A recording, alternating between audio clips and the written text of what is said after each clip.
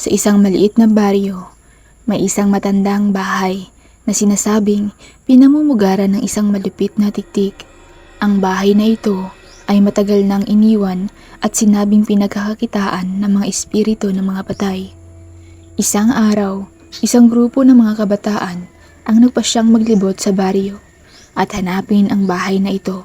Hindi sila takot sa mga kwento at sinasabing may mga natatakot na espiritu sa lugar na iyon.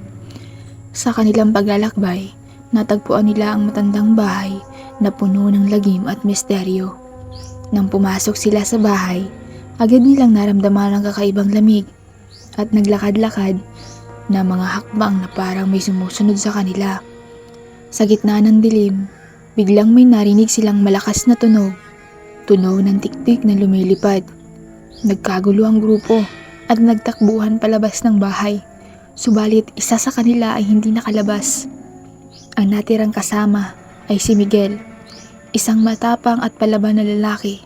Hindi siya natatakot sa mga kwento at handa siyang harapin ang anumang kahihinathan dahil na lamang sa tiktik na laging lumalaganap lalo na sa mga buntis sa kanilang baryo. Gusto ni Miguel na puksain ang tiktik na iyon. Hinanap niya ang nawawalang kasama at nilakad ang mga madilim na pasilyo ng bahay. Sa paglalakad niya, naramdaman niya ang malamig na hininga ng tiktik sa kanyang leeg. Nagulat siya at biglang sumigaw, ngunit hindi siya nagpatinag. Binuhos niya ang kanyang lakas at ang kanyang tapang at sinigawan ng tiktik. "Lumabas ka! Kahit anong lakas mo, hindi ako matatakot!" Biglang nawala ang lamig at tahimik na naging sanhi ng paligid. Lumitaw ang tiktik mula sa dilim. Tila nag-aalok ng isang hamon. Naglaban sila ni Miguel, isa sa pinakamapanghahas na laban na naranasan niya sa buong buhay niya. Matapos ang matinding labanan, nagtagumpay si Miguel na mapatumba ang tiktik.